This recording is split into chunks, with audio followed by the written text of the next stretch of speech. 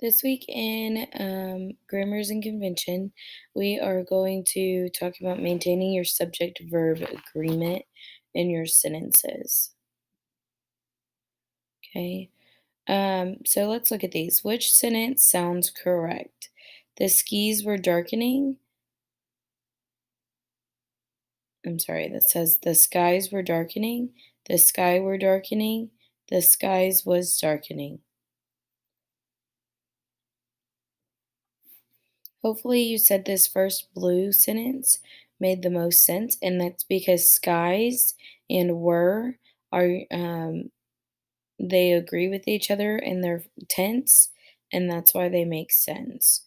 Where sky and were, skies and was, these don't quite agree with each other, so it sounds a little funky. Okay. Remember that your subject is who or what is in the sentence, and your verb is what your subject is doing or the action. Okay. If your subject is singular, your verb is the verb is plural. So, example, the cat runs fast. If the subject is plural, then your verb is singular. So, just remember they're the opposite. Okay. The cats run fast. All right, so you could pause the video at the end of the last slide and come back to this tomorrow, or you can do it all together. That's fine. Okay. Um, Subject verb agreement. Look at the subject, then the verb. Okay. When the subject is plural, use are, were, subjects without an a or es. Okay, so singular. Dog, there's only one dog, so it's singular, which means our verb is plural. The dog chases the cat. Okay, the dogs chase the cat. So here there's more than one dog, so we add an s at the end, and we're chasing the cat. So there's no the dogs chase the cat. So there's no s at the end because this is plural. Okay. Okay. What word would create the correct subject verb agreement? Okay, so you are going to read through this and see what would make the most sense. Go ahead and pause the video and do that.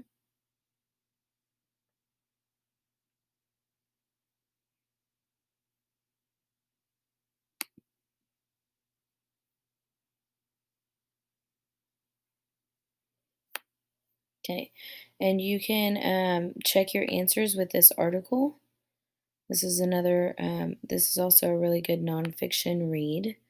Okay, from last week when we read, we talked about it having a title, which is right here. You have your headings, you have a map, some different photographs, and you'll notice your captions are down here. Okay, and a great nonfiction article to look at and see if your words were correct.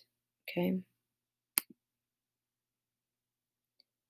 all right. So just remember that if you have a singular noun, um, you have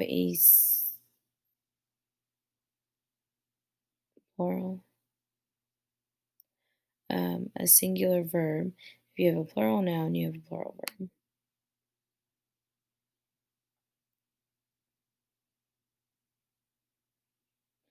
For example, he plays a video game and they play the water. All right, so today we are going to look at your writing. Okay, actually, we're going to look at what birds eat. Okay, so in this writing, I want you to look for something to compliment or something that you like about this piece. I want you to check the subjects with whether they are singular or plural. Okay, and then see what the verbs are as well and see if they agree. Now, I also want you to think about some advice you would give to this writer. Um, any rules of forming their verbs with singular or plural subjects, okay?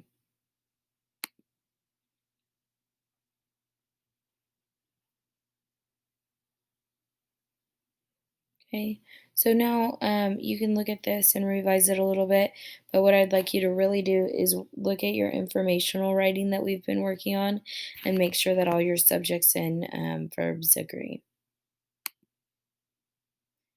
Okay, um, we can check the same thing with these headlines, okay? Remember your headlines that's another fancy word for headings, okay? So let's look at these headings.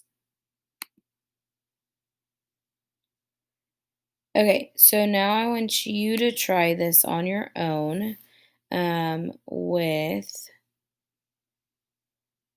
and I'll upload it. I'm gonna have you try this on your own for on Canvas, and just remember to upload your notebook, your answers in your notebook by Friday, and ignore this date, okay?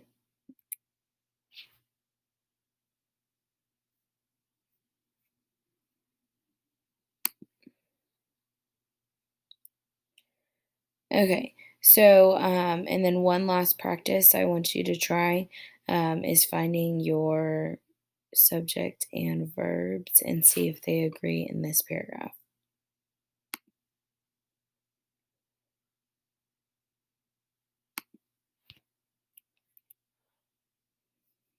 Thanks, guys. Let me know if y'all need anything.